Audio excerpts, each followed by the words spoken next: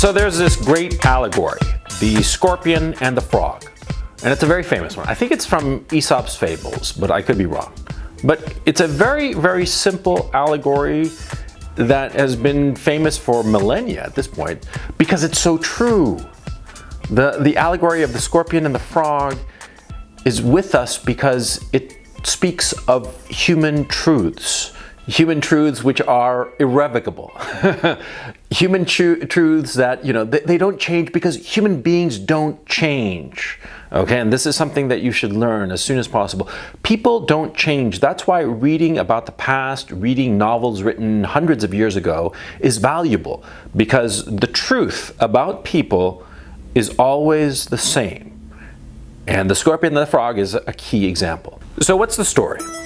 Well, in the allegory of the scorpion and the frog, see, the scorpion and the frog are both on the same sides of the river, and they both want to cross it, right? Now the scorpion, of course, he can't swim. So he asks the frog, "Can you carry me?" And the frog very naturally says, "No fucking way, because you're gonna sting me, because that's what you do, you're a scorpion." And the scorpion says to the frog, "Well, no, I'm not going to sting you, you fool, because we're going to be crossing the river.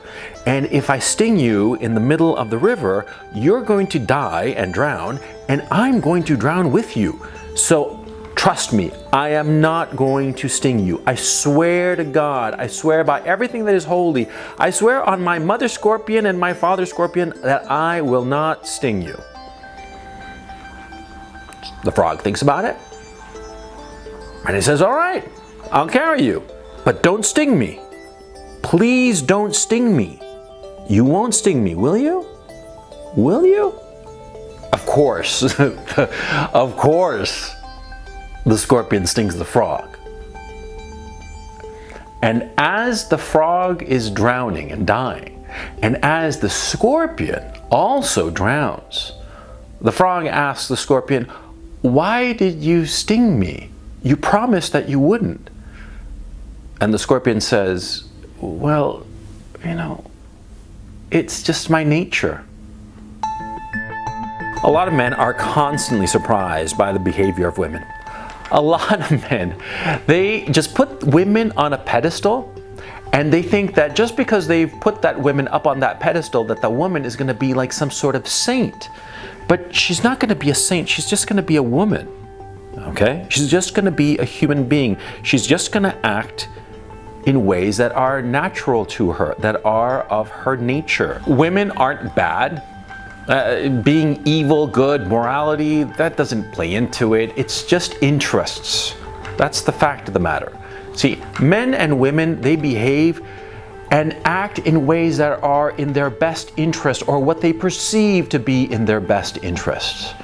It has nothing to do with goodness or being evil or this or that or the other. Crackerjack morality doesn't play into this. It's all about what's in your best interests. Men put women on a pedestal because they just can't get enough of women, because that's the way of men's nature.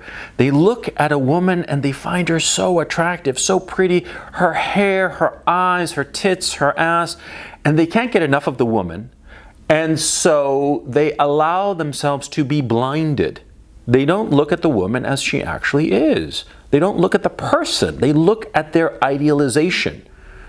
Carl Jung wrote about this. The whole idea of the anime, or animus, I forget, I read it decades ago to tell you the truth, but the whole point of what Jung was writing about is that we see in the people we love the people that we want to see, but who might not actually exist. We're just, we're fooling ourselves, just like the frog did. We're fooling ourselves and seeing somebody who might not be there.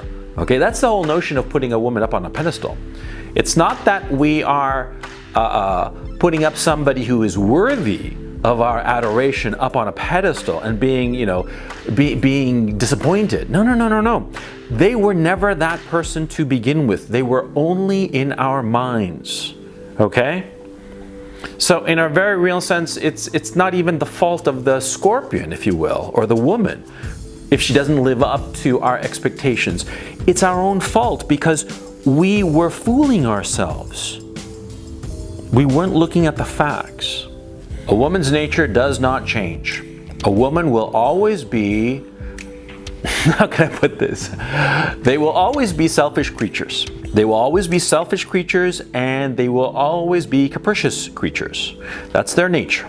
They will always be ruled by their emotions. They will never act rationally. They will never act in their long-term best interests, because women do not perceive reality that way. They are ruled by their emotions. They are ruled by their desire to comply with the group, the social group that they belong to. They will do things that are against their long-term best interests in order to satisfy their momentary caprice. That's natural, that's normal, that's the way they are. And to pretend otherwise, or to wish it away, or to say that they shouldn't be this way is stupid. It's like, again, wishing that the scorpion weren't the way he is, okay? So, you who are a man, who are rational, who are not ruled by his emotions, well, what do you have to do? Well, you have to start figuring out a way of controlling your nature, which is of putting up a woman up on a pedestal, of making her some sort of queen, some sort of magical being in your imagination, some kind of savior who will save you from the bouts of loneliness and heartache that you have.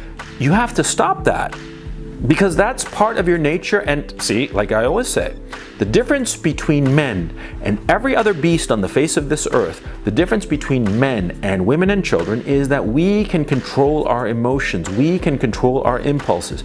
So that is the impulse that we have to control. We have to make sure that we do not fall into the trap of idealizing people and seeing in them things that aren't there, that aren't real, that are just illusions.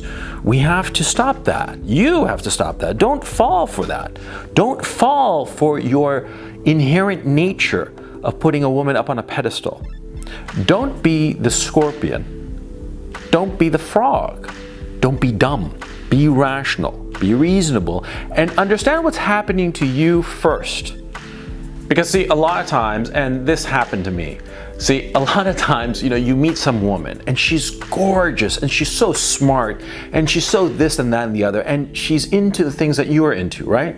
And see, the quite natural thing that you do as a man is that you fill in the gaps in the knowledge that you have of her, and you imagine her to be this incredible being. But that's not who she actually is. That's just a figment of your imagination, right? So you have to prevent against that. You have to stop yourself from falling into that trap. You have to prevent yourself from falling into the trap that the frog fell into. What happened to the frog? He believed the scorpion. The frog knew better. The frog was being rational. But the scorpion sweet-talked him a little bit. The frog believed him. Fooled the frog. I mean, whose fault was it there? Was it the scorpion's fault? No, the scorpion was just acting in his nature. It was the frog's fault, because the frog, like you, the frog had the sense to realize that the scorpion was going to kill him, was going to sting him in the middle of the river and send him to the bottom. The frog knew this, and yet allowed himself to be sweet-talked by the scorpion. Don't be like that. Don't be like that.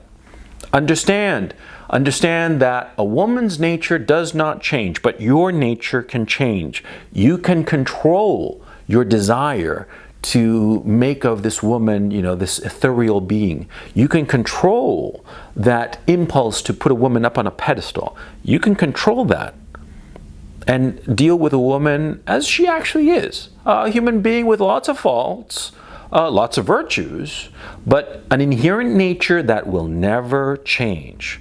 Because she is a scorpion. And if you put her up on a pedestal, she's going to sting you. They always do. It's their nature.